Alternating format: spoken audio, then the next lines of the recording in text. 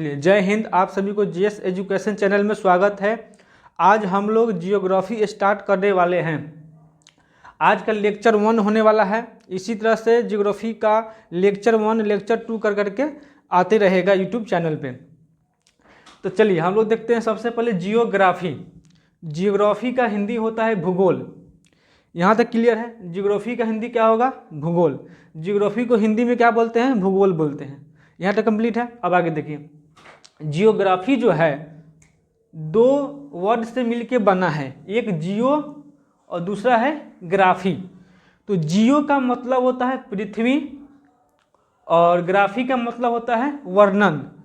तो पृथ्वी का वर्णन यानी कि पृथ्वी का अध्ययन जिस सब्जेक्ट में करते हैं उसे हम लोग जियोग्राफी कहते हैं। यहाँ तक क्लियर ही होगा। देखिए, जियो और ग्राफी से क्या बन जाएगा? यहाँ पे जियोग्राफी यानी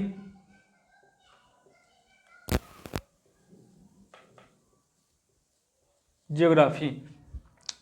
जियो और ग्राफी मिलकर क्या बना है? जियोग्राफी। इसका हिंदी क्या होता है? भूगोल।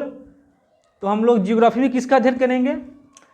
पृथ्वी का अध्ययन करेंगे। यहाँ तक क्लियर ही है? तो पृथ्वी का जिस सब्जेक्ट में वर्णन करते हैं उससे हम लोग जियोग्राफी कहते हैं। अब आगे देखिए, जियोग्राफी में बहुत सारे टॉपिक हमको पढ़ने हैं। सबसे पहले हम लोग आज स्टार्ट करेंगे एस्ट्रोनॉमी से। क्या चीज़ से? एस्ट्रोनॉमी। आखिर एस्ट्रोनॉमी होता क्या है? तो देखिए, एस्ट्रोनॉमी का हिंदी होता है खगोलकी। एस्ट्रोनॉमी का हिंदी क्या होता है? खगोलकी। और जियोलॉजी का हिंदी होता है भूविज्ञान। तो एस्ट्रोनॉमी में हम लोग ब्रह्मांड का अध्ययन करेंगे। जियोलॉजी में जो है भूविज्ञान यानी पृथ्वी का अध्ययन करेंगे। टोपोग्राफी यानी भू आकृति यानी पृथ्वी का आकृति कैसा है, आकृति के बारे में अध्ययन करेंगे। कहीं चट्टान है, कहीं ज्वालामुखी उत्पन्न होता है, तो इस तरह का मतलब है ना, भू आकृति है। भू आकृति का हम अध्ययन करेंगे इसमें, टोपोग्राफी में। इस तरह से हम लोग इंडियन जियोग्राफी यानी भारत का भूगोल और वर्ल्ड जियोग्राफी यानी विश्व का भूगोल। तो हम लोग एक एक करके हम लोग सारे चीज़ को हम लोग पढ़ते रहेंगे। तो आज हम लोग क्या पढ़ने वाले हैं? एस्ट्रोनॉमी। इसको मिटा देते हैं यहाँ तक ले।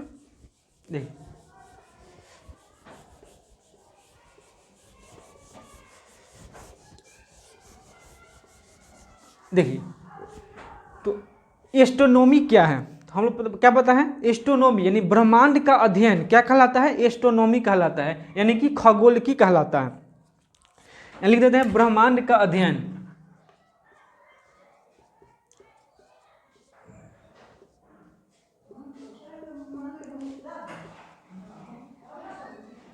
देखिए, तो ब्रह्मांड का अध्ययन क्या कहलाता है? एस्ट्रोनॉमी। ब्रह्मांड किसे कहते हैं? धरातल धरती पर से, मतलब पृथ्वी पर से आकाश में जितने दिखने वाले आकाशीय पिंड हैं उसे हम लोग ब्रह्मांड कहते हैं।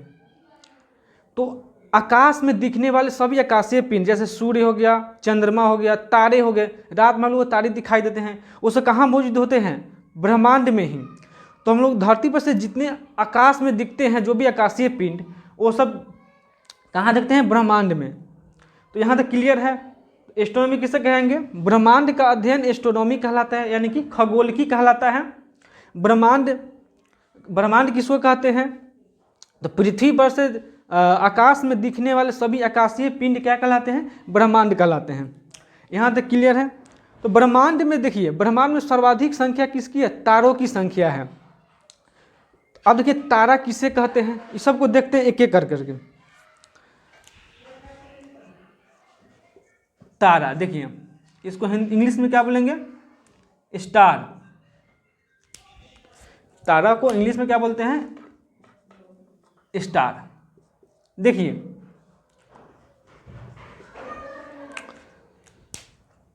तो ब्रह्मांड में जो है सबसे अधिक किसकी मात्रा है? तारों की मात्रा है। हम लोग रात में देखते हैं सभी आकाश में, जब क्या दिखाई पड़ता है? सबसे अधिक तारा ही दिखता है। एक एक करके हम लोग सब पढ़ते रहेंगे। तो सबसे पहले देखते हैं तारा क्या है। देखिए, तारा किसे कहते हैं? सबसे तारा उसे कहते हैं जिसके पास अपनी ऊष्मा और अपनी प्रकाश हो। तो जिसके पास अपनी ऊष्मा और अपनी प्रकाश हो उसे क्या कहेंगे? तारा कहेंगे। सूर्य भी क्या है, एक तारा ही है। सूर्य के पास अपना प्रकाश है और अपना ऊष्मा भी है, तो उसे क्या बोलेंगे, तारा। जैसे हो गया पृथ्वी, पृथ्वी तारा है, नहीं है। क्यों नहीं है, क्योंकि पृथ्वी के पास अपना कोई ऊष्मा नहीं है, न प्रकाश है। जैसे ग्रह हो, बहुत सारे ग्रह हैं, 8 ग्रह हैं, तो बुध शुक्र पृथ्वी सब क्या है, ग्रह हैं। तो ग्रह अलग होता है और तारा अलग होता है। तो तारे के बारे में समझो, किसे कहेंगे, तारा किसे कहेंगे, जिसके पास अपनी ऊष्मा और प्रकाश हो उसे तारा कहेंगे। बुध शुक्र पृथ्वी मंगल बृहस्पति सब क्या है, ग्रह है, वो तारा नहीं है। एक एक करके हम सब पॉइंट पढ़ते रहेंगे। सबसे पहले देख लीजिए तारा किसे कहेंगे, यहाँ तक क्लियर है। अब आगे देखिए तारा का निर्माण कैसे होता है। सबसे पहले देखेंगे तारा कैसे बनता है। देखिए तारा बनने से पहले विरल गैसों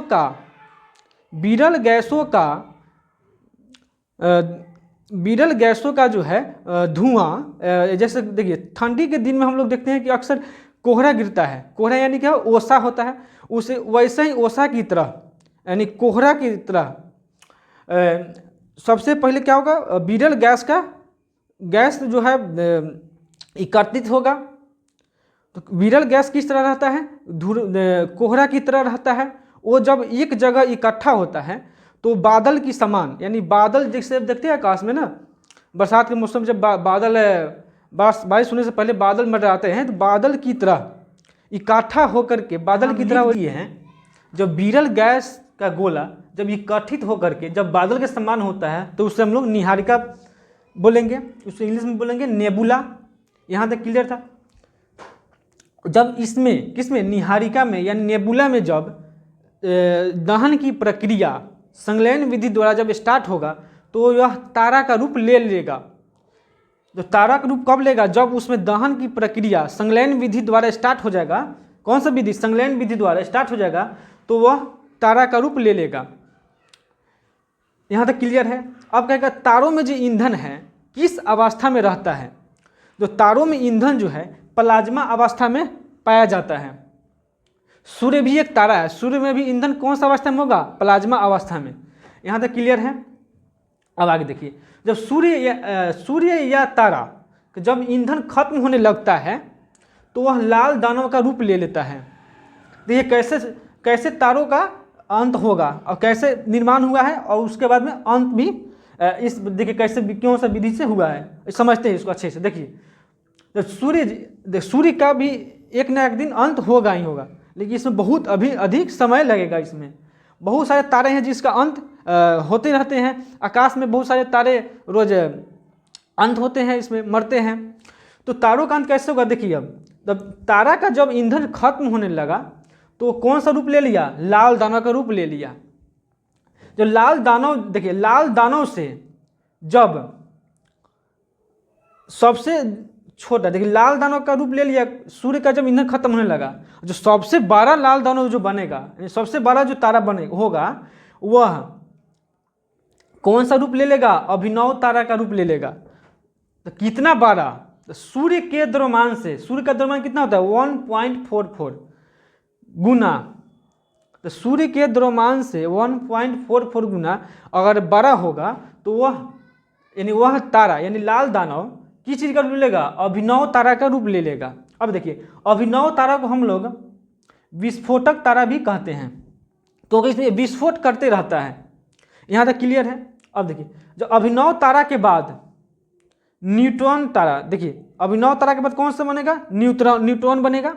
उसके बाद न्यूट्रॉन से उसके बाद ब्लैक होल में जाके ऐसे ही सूर्य या तारा का अंत हो जाएगा। यहाँ तक क्लियर है। अब न्यूट्रॉन तारा से कुछ पल्सर बनते हैं, कुछ क्वेसर बनते हैं। पल्सर में क्या, इसमें एक ही इम्पोर्टेंट चीज़ है, देखिए पल्सर में जो है इसमें ये चमकते रहता है, चमकता है, और क्वेसर जो है इसमें चुंबकीय गुण पाया जाता है। यहाँ तक क्लियर है। अब देखिए जब सूर्य के द्रव्यमान से 1.44 यहाँ हम लिख दिए हैं, जब छोटा होगा और छोटा लाल दानव होगा सूर्य के द्रव्यमान से, वो देखिए एम का मतलब क्या होगा, यहाँ पे मास हो गया, यानी द्रव्यमान, सन्मिश होगा सूर्य। तो सूर्य के द्रव्यमान से जब 1.44 गुना छोटा होगा तो वह श्वेत वामन का रूप ले लेगा, श्वेत वामन का रूप ले लेगा। उसके बाद में काला वामन का रूप, काला वामन में जाकर के सूर्य का अंत हो जाएगा। सूर्य का अंत देख रहे कैसे हो रहा है। सूर्य के द्रव्यमांश अगर 1.4 गुना छोटा रहा तो क्या चीज का रूप ले लिया, अभिनव तारा यानी विस्फोटक तारा का रूप ले लिया।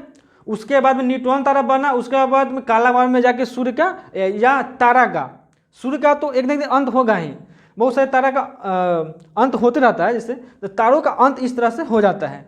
यहाँ तक क्लियर है।